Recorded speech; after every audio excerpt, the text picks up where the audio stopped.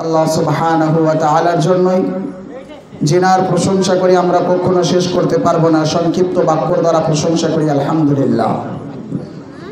তারপর আমার নবী আপনার নবী সারা বিশ্বের নবী মুহাম্মদ মুস্তাফা সাল্লাল্লাহু আলাইহি ওয়াসাল্লামের প্রতি লক্ষ লক্ষ কোটি কোটি দরুদ ও সালাম বর্ষিত হোক।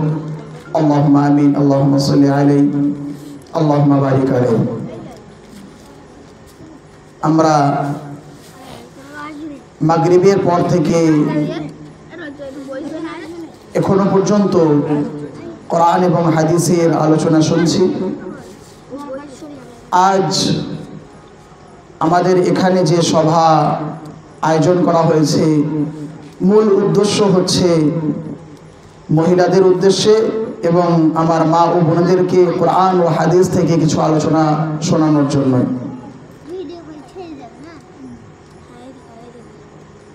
আমরা সবাই জানি যে আমাদের যে সময়টা চলছে, যে জামানাটা চলছে, যে কাল চলছে, এটা হচ্ছে কিয়ামতের পূর্বের সময়। কিয়ামত খুবই তাড়াতাড়ি আমাদের সামনে চলে আসবে। যেমন কি আমরা যদি কোরআনের দিকে লক্ষ্য করি তাহলে বুঝতে পারবো আল্লাহ রাব্বুল আলামিন সূরাতুল আম্বিয়ার মধ্যে বলেছেন ইকতারাবা লিন-নাসি হিসাবুহুম ওয়া হুম ফি গাফলাতিন মু'রিদুন। মানে মানুষের হিসাব নিকাশের সময় অনেক নিকটে চলে এসেছে, কিন্তু এখনো পর্যন্ত তারা ওয়া হুম ফি গাফলাতিন মু'রিদুন, গাফলাতের মধ্যে মুখ ফিরিয়ে বসে রয়েছে। মুফাসসিরিনে কিরাম বলেছেন ইকতারাবা লিন-নাসি হিসাবুহুম, অর্থাৎ হিসাব নিকাশের সময় এর অর্থ হচ্ছে কিছু মুফাসসিরিন বলেছেন যে মানুষের মৃত্যু, মানে মৃত্যু এতটা নিকটে কিন্তু তারপরেও সে গাফলাতের মধ্যে মুখ ফিরিয়ে বসে রয়েছে। আর কিছু মুফাসসিরিনে কিরাম বলছেন যে মানুষ এখনো পর্যন্ত মুখ ফিরিয়ে বসে রয়েছে গাফলাতের মধ্যে, কিন্তু কিয়ামত অনেক নিকটে। এবং এই কিয়ামতের পূর্বে কি কি ঘটবে আলামত সম্পর্কে রাসূল করিম সাল্লাল্লাহু আলাইহি ওয়াসাল্লাম বলে গেছেন। বিশেষ করে মহিলাদের জন্য রাসূল করিম সাল্লাল্লাহু আলাইহি ওয়াসাল্লাম কিছু ভবিষ্যৎবাণী করে গেছেন। কিয়ামতের পূর্বে মহিলারা কেমন হবে, কেমনি ভাবে চলাফেরা করবে। একটি হাদিসের দিকে আমরা যদি লক্ষ্য করি তাহলে বুঝতে পারব রাসূল করিম সাল্লাল্লাহু আলাইহি ওয়াসাল্লাম বলছেন নিসাউন কাসিয়াতুন আরিয়াতুন মাইলাতুন মুমিলাতুন। আমি যে হাদিস আপনাদেরকে বলছি খুবই গুরুত্বপূর্ণ হাদিস, এবং রাসূল করিম সাল্লাল্লাহু আলাইহি ওয়াসাল্লাম যে ভবিষ্যৎবাণী করে গেছেন সুস্পষ্টভাবে আমরা আজ দেখতে পাচ্ছি। রাসূল করিম সাল্লাল্লাহু আলাইহি ওয়াসাল্লাম বলছেন সিনফানি মিন আহলিন নার লাম আরাহুমা, দুই শ্রেণীর জাহান্নামী ব্যক্তি রয়েছে। জাহান্নামে দুই শ্রেণীর লোকেরা যাবে যাদেরকে আমি আজ এই জামানায় এই সময়ে দেখতে পাচ্ছি না। রাসূল সাল্লাল্লাহু আলাইহি ওয়াসাল্লাম বলছেন যে আমি তাদেরকে এখন দেখতে পাচ্ছি না, মানে রাসূলের যুগে তিনি দেখতে পাননি, কিন্তু রাসূল বলছেন যে তারা অবশ্যই দুনিয়াতে আসবে। তাদের আমল এমন হবে, তাদের কুকর্ম অশ্লীল কর্ম এমন হবে যে কারণে তারা জাহান্নামে যাবে এবং জান্নাতের সুগন্ধ পর্যন্ত পাবে না। তারা কারা? রাসূল করিম সাল্লাল্লাহু আলাইহি ওয়াসাল্লাম বলছেন নিসাউন, তারা এমন মহিলা কাসিয়াতুন, তারা কাপড় পরিধান করবে। মানে আমরা যেমন কাপড় পরিধান করি, লিবাস পরিধান করবে, পোশাক পরিধান করবে, কিন্তু তার সাথে আরেকটি শব্দ রাসূল করিম সাল্লাল্লাহু আলাইহি ওয়াসাল্লাম বলেন, তার অর্থ হচ্ছে আরিয়াতুন। কাপড় পরিধান করার পরেও তাদেরকে দেখা যাবে তারা নগ্ন, তারা উলঙ্গ, তাদের শরীরে কোনো কাপড় নেই। কাপড় থাকবে তাদের পরিধানে, তাদের শরীরে কাপড় থাকবে অবশ্যই, কিন্তু আরিয়াতুন, তারা উলঙ্গ, অর্থাৎ শরীরের সব কিছুই বোঝা যাবে, দেখা যাবে। একটি একটি কথা রাসূল করিম সাল্লাল্লাহু আলাইহি ওয়াসাল্লাম এটা বললেন যে কাপড় পরিধান করবে কিন্তু তাদেরকে দেখে মনে হবে তারা নগ্ন, তারা উলঙ্গ রয়েছে, তারা কাপড় পরিধান করেনি। আজ আমরা যদি দেখি এই সমাজে এই অবস্থায় বর্তমান কালে, তাহলে অবশ্যই স্পষ্ট রাসূল করিম সাল্লাল্লাহু আলাইহি ওয়াসাল্লামের এই হাদিস একদম জলজল করে জ্বলছে আমরা দেখতে পাচ্ছি। বাজারে ঘাটে, রাস্তাঘাটে, বাড়িতে, আড়িতে, চালে, গলিতে, সব জায়গাতেই মহিলাদেরকে দেখলে বোঝা যায় যে তার শরীরের একটি একটি অঙ্গ আমরা দেখতে পাই এবং বুঝতে পারি। শুধু তাই নয়, রাসূল করিম সাল্লাল্লাহু আলাইহি ওয়াসাল্লাম বললেন তারা কেমন হবে? তারা মাইলাতুন, তারা মাইলাত।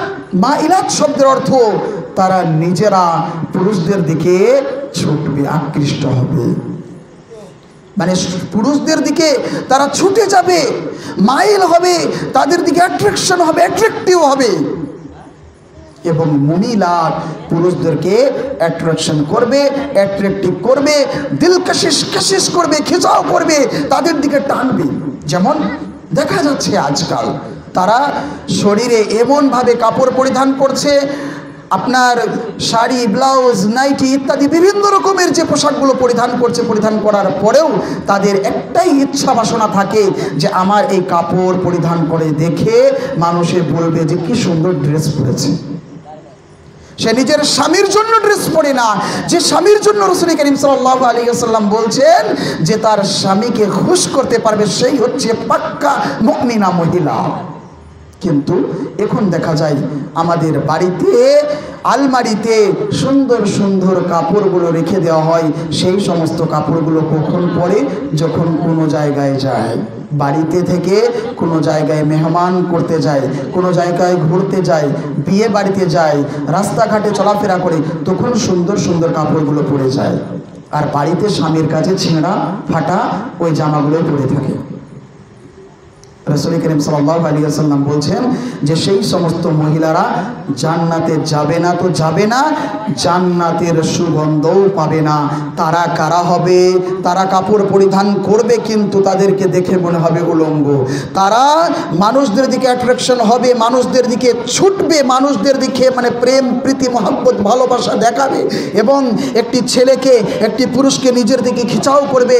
নিজের শরীরে সুগন্ধ মেখে অন্য মানুষকে কিভাবে নিজের দিকে টানতে হয়, কিভাবে খিচাও করতে হয়, এরকমভাবে তারা আমল করবে।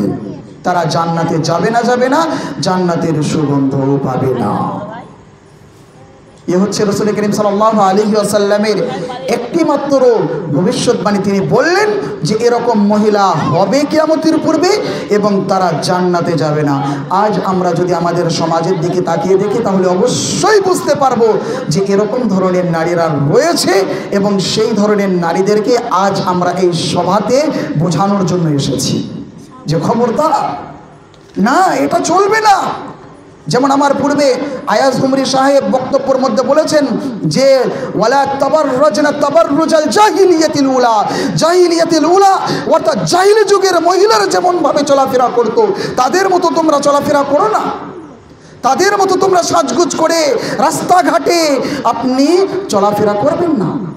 রাসূল করিম সাল্লাল্লাহু আলাইহি ওয়াসাল্লামের স্ত্রীগণকে আল্লাহ রাব্বুল আলামিন হুকুম দিচ্ছেন ওয়াকরনা ফি বুয়ুতিকুন্না ওয়ালা তাবাররাজনা তাবাররুজাল জাহিলিয়াতিল উলা, মানে আমি মুসলিম, আমি মুমিন, আমার এমন আমল হবে না। হে আমার মা ও বোনেরা, অবশ্যই আমাদের সতর্ক থাকতে হবে।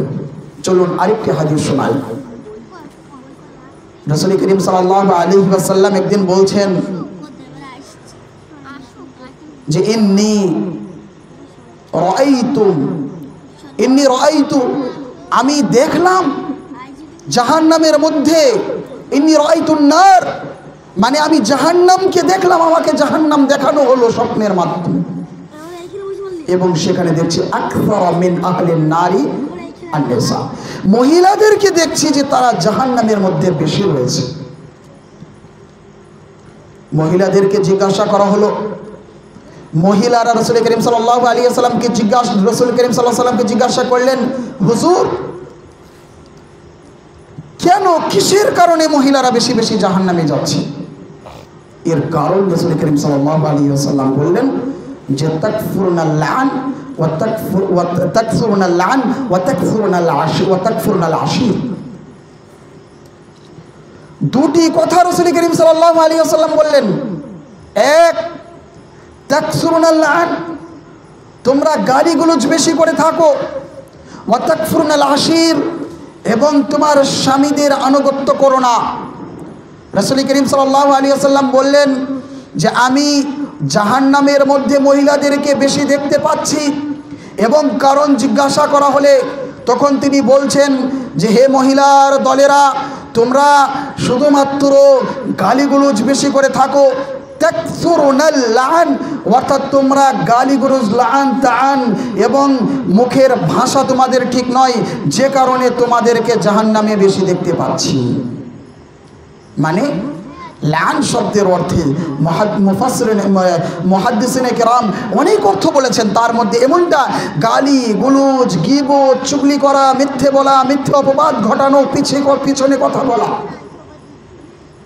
এবং এই গীবত সম্পর্কে, চুগলি সম্পর্কে, পেছনে কথা বলা সম্পর্কে, মিথ্যে অপবাদ দেওয়া সম্পর্কে হাদিস কোরআনের মধ্যে অনেক কোরআন এবং আয়াত রয়েছে, হাদিস রয়েছে যে তাদের অনেক ভয়াবহতা রয়েছে। যেমন আমরা জানি ওয়াইলুল লিকুল্লি হুমাযাতিল লুমাযা, যারা পিছনে এবং সামনে কথা বলে, মানে পিছনে কথা বলে মানে গীবত করে, সামনে কথা বলে মানে তাকে দুঃখ দেয়, কষ্ট দেয়, তার জন্য রয়েছে ওয়াইল নামক জাহান্নাম। জাহান্নামের একটি স্তর রয়েছে, সেই জায়গায় তাদেরকে দেওয়া হবে। তারা কারা? হুমাযা এবং লুমাযা। এবং এই জিনিসটা মহিলাদের মধ্যে অনেক বেশি দেখা যায়। গীবত খুবই ভয়ঙ্কর জিনিস।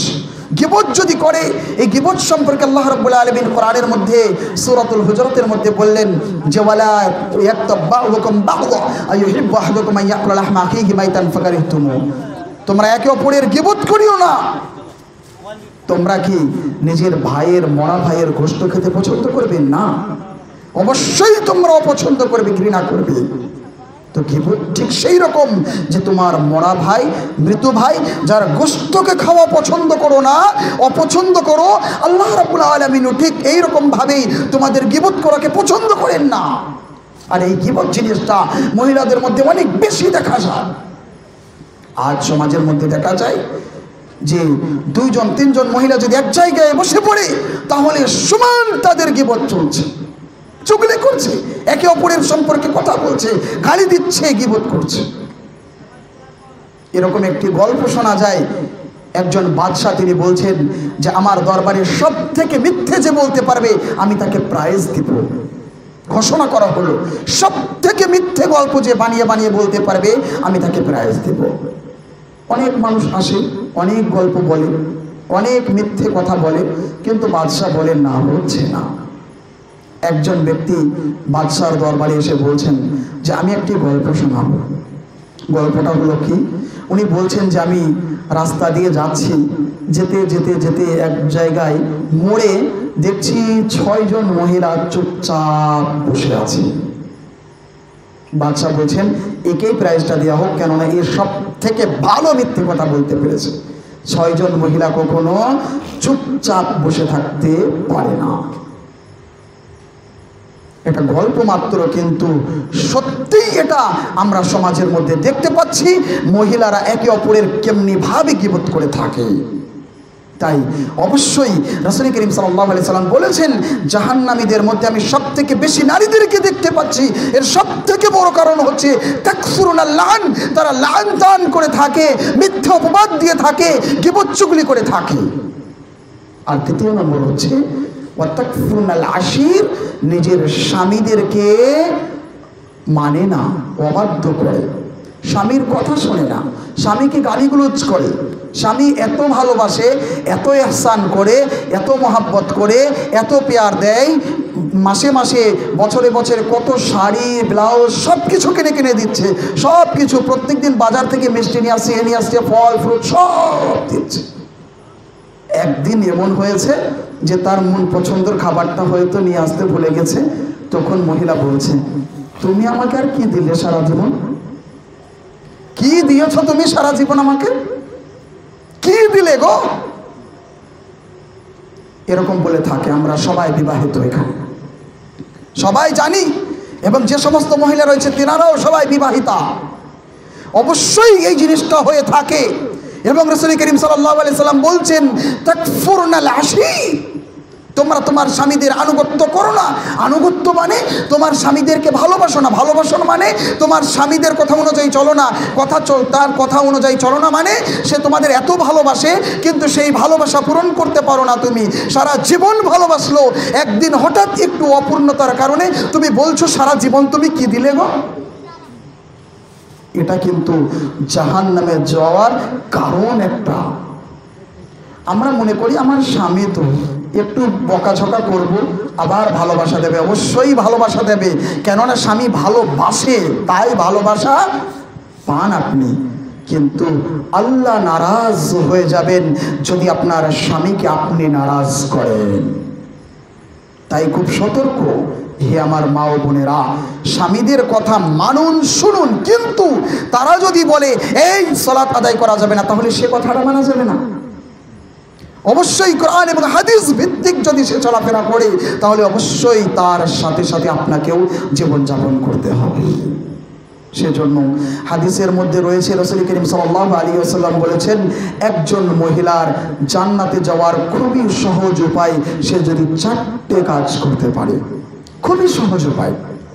হে আমার মা ও বোনেরা, আসুন আমার কথাটি শুনুন, আজকে টু দ্য পয়েন্ট। এই পয়েন্ট আপনি ব্রেনে ঢুকিয়ে নিন। 4টে আমল যদি কোনো মহিলা করতে পারে, রাসূল করিম সাল্লাল্লাহু আলাইহি ওয়াসাল্লাম বলছেন সে অবশ্যই জান্নাতে যাবে। জান্নাতে যাওয়া খুব সহজ হয়ে যাবে তার জন্য। কি সেই আমল? প্রথম সালাত, দ্বিতীয় সিয়াম। সে সালাত আদায় করবে, মানে 5 ওয়াক্ত সালাত তাকে আদায় করতে হবে, এবং সিয়াম আদায় করতে হবে। রমজান মাসের রোজা তাকে পালন করতে হবে। আর আরেকটি হচ্ছে নিজের জৈনস্থানের হেফাজত করতে হবে, লজ্জাস্থানের হেফাজত করতে হবে। ওয়াহফাযনা ফুরুজাহুন্না, লজ্জাস্থানের হেফাজত মানে নিজেকে হেফাজত করে রাখবে। অবিবাহিতা মহিলা যারা এখনো ইয়ং রয়েছে, তাদেরকে নিজের সম্পদের হেফাজত করতে হবে। যে মহিলাদের সম্পর্ক কোরআন হাদিসের মধ্যে রয়েছে, পৃথিবীর মধ্যে সবথেকে উত্তম হচ্ছে নারী। সেই নারী যদি নিজের হেফাজত করতে পারে, এবং আজ দেখা যাচ্ছে সে বেপর্দা হয়ে পর্দার উল্লঙ্ঘন ঘটিয়ে, পর্দাকে না মেনে, নিজের শরীরকে না ঢেকে রাস্তায়, আপনার ঘাটে এবং বাসে, আপনার গাড়িতে, অলিতে গলিতে, স্কুলে, বাসে, সব জায়গায় উলঙ্গ হয়ে নিজেকে ছেলেদের কাছে বিলিয়ে দিচ্ছে, সেই সমস্ত মহিলা কখনো জান্নাতে যেতে পারে না। এখন দেখা যায় রাস্তাঘাটে যারা চলাফেরা করে, তাদের মধ্যে যারা বুড়ো মহিলা, তারাই দেখা যায় ওই কালো কালো একদম বোরকাগুলো পরে যাচ্ছে। আর যারা যুবতী মহিলা, ইয়ং মহিলা, তাদেরকে দেখা যায় তারা ছোট ছোট ড্রেস পরে রাস্তাঘাটে চলাফেরা করছে। রাসূল করিম সাল্লাল্লাহু আলাইহি সাল্লাম বললেন, 1 সালাত, 2 সিয়াম, 3 নম্বর হচ্ছে লজ্জাস্থানের হেফাজত। লজ্জাস্থানের হেফাজত মানে লজ্জাস্থানের হেফাজতের মধ্যেই তো আপনার পর্দা চলে আসবে। লজ্জাস্থানের আমি বলবো লজ্জাস্থানের হেফাজত যে করতে পারবে, নিজের শরীরে যে হেফাজত করতে পারবে, সে অবশ্যই সালাত আদায় করবে, সে অবশ্যই সিয়াম পালন করবে। লজ্জাস্থানের হেফাজত মানে বিয়ের আগে প্রেম করা যাবে না, বিয়ের আগে লভ করা যাবে না, বিয়ের আগে অন্য ছেলেদের সাথে কথা বলা যাবে না, বিয়ের আগে রাস্তাঘাটে চলাফেরা করা যাবে না। মানে বেপরদা হয়ে রাস্তাঘাটে চলাফেরা করা যাবে, তবে পর্দার সাথে। তবে শুধু আমি বলছি বিয়ের আগে, তার মানে এটা নয় যে বিয়ের পরে প্রেম করা যাবে, বিয়ের পরে অপুরুষের সাথে কথা বলা যাবে, যে না, এটাও না। সে সদা সর্বদা নিজের হেফাজত করবে। ওয়াকুল্লিল মুমিনাতি ইয়াগদুদনা মিন আবসারিহিন্না ওয়া ইয়াহফাযনা ফুরুজাহুন্না। মুমিনাত হবে তারা যারা নিজের লজ্জাস্থানের হেফাজত করবে। আর রাসূল করিম সাল্লাল্লাহু আলাইহি ওয়াসাল্লাম 4টে আমল বলেছেন। 4টে আমলের মধ্যে এই লজ্জাস্থানের হেফাজত যদি কেউ করতে পারে, আমি অবশ্যই বলবো ইনশাআল্লাহ তার আরও 3টে আমল হয়ে যাবে। আরেকটি আমল শেষের সেটা আমি আগেই আলোচনা করছিলাম, তা হচ্ছে স্বামীর আনুগত্য। স্বামীকে সুন্দর করে ভালোবেসে তার সাথে জীবনযাপন করা, স্বামীর সাথে ভালো করে চলাফেরা করা। স্বামী যেমনভাবে চলছে সেরকমভাবে চলতে হবে। তবে স্বামী যদি খারাপ কথা বলে, স্বামী যদি বলে চলো সিনেমা হলে, তাহলে তার সাথে যাওয়া যাবে না। তো এই 4টে আমল আমি বলবো, হে আমার মা ও বোনেরা, আপনারা অবশ্যই এই 4টে আমল করুন। এই 4টে কাজ আপনারা করুন।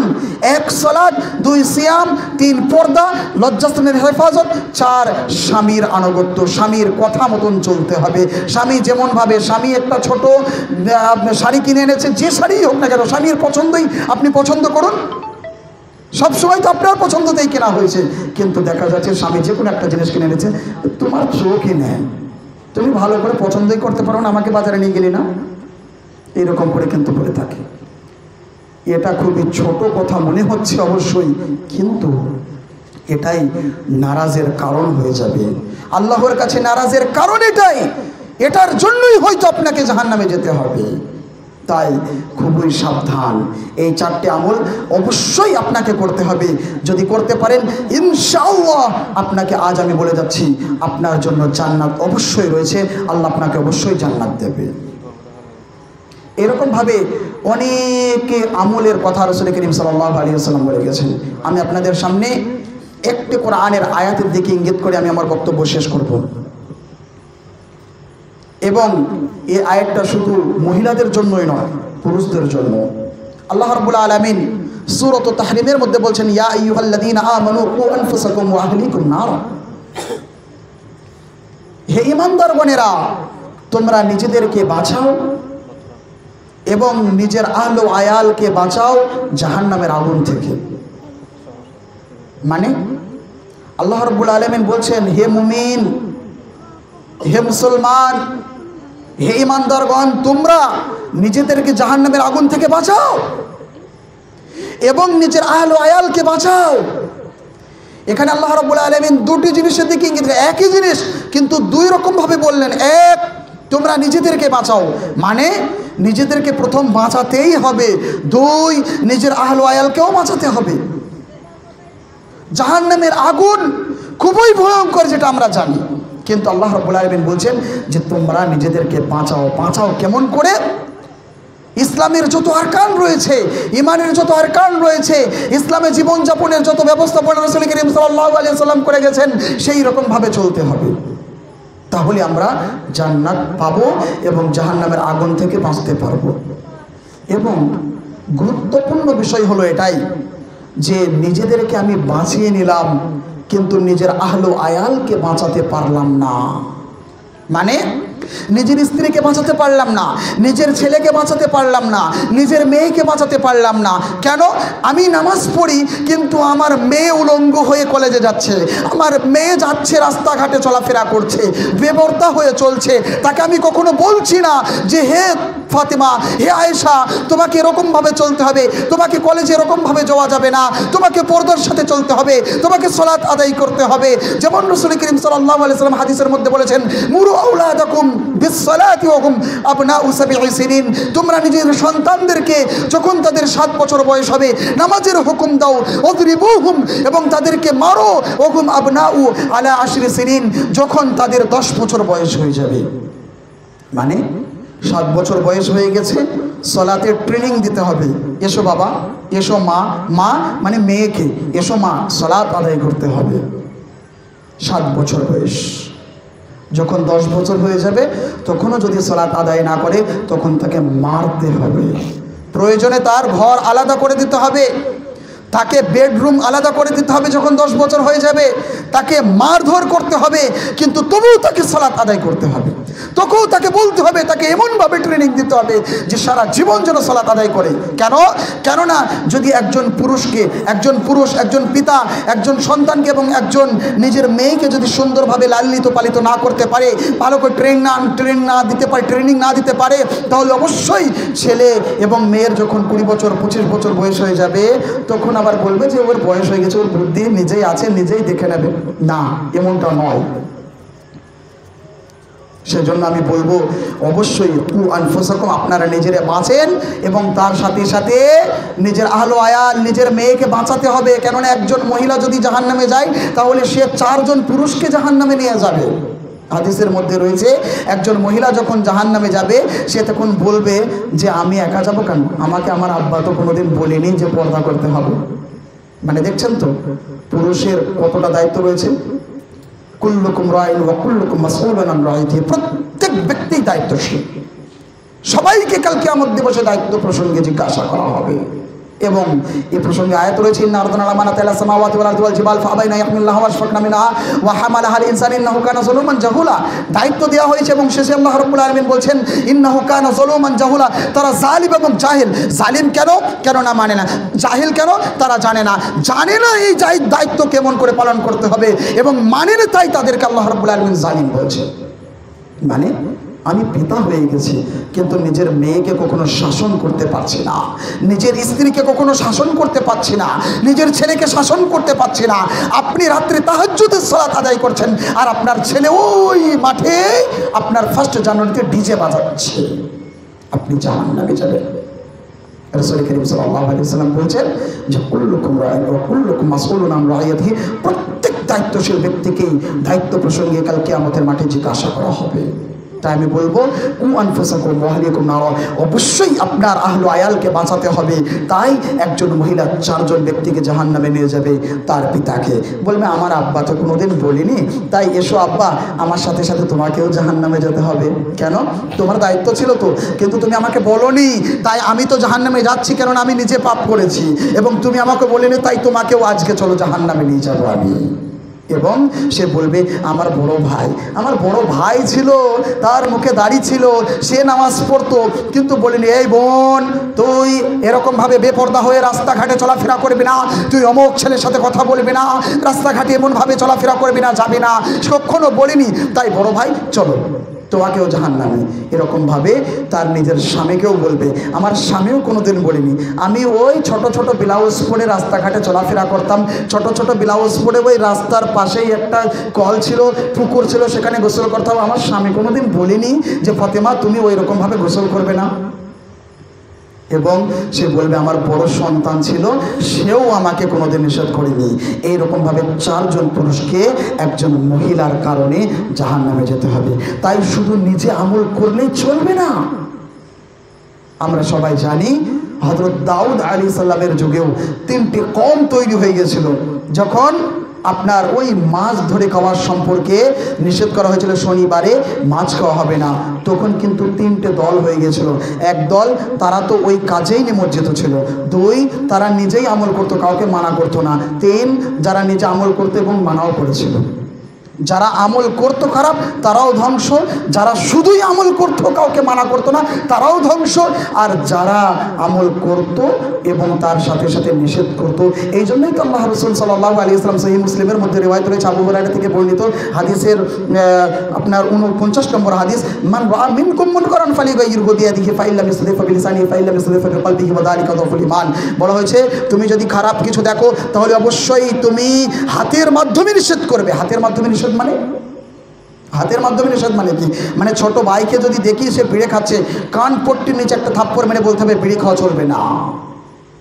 যদি এটা না পারো, রাসূল করিম সাল্লাল্লাহু আলাইহি ওয়াসাল্লাম বলছেন অবশ্যই মুখের মাধ্যমে নিষেধ করতে হবে। মানে এমনটাই, আমার একটা বড় ভাই সে বিড়ি খাচ্ছে, তাহলে তাকে তো আর মারতে পারবো না, তাকে মুখের মাধ্যমে অবশ্যই ভাষান্তরে তাকে নিষিদ্ধ করতে হবে। যদি এটাও না পারো তাহলে রাসূল করিম সাল্লাল্লাহু আলাইহি ওয়াসাল্লাম বলছেন অবশ্যই অন্তরে তাকে ঘৃণা করতে হবে। যেমন অনেক গ্রামের অনেক বড় বড় মানুষ আছে, তারা অনেক খুন খারাপি, হত্যা, জুলুম, ব্যভিচার করছে, তাদের সম্পর্কে আমরা হয়তো মুখেও বলতে পারবো না, মারতেও পারবো না, অবশ্যই তাকে ঘৃণা করতে হবে।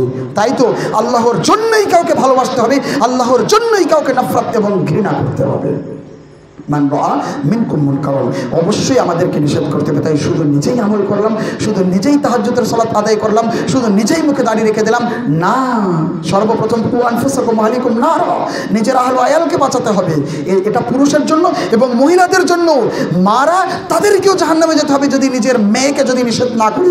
নিজের মেয়েকে বলছে, এখন আবার দেখা যায় মেয়েকেই বলে যে তুই প্রেম করছিস নাকি, তাহলে তোর সাথে বিয়েটা দিতে হবে।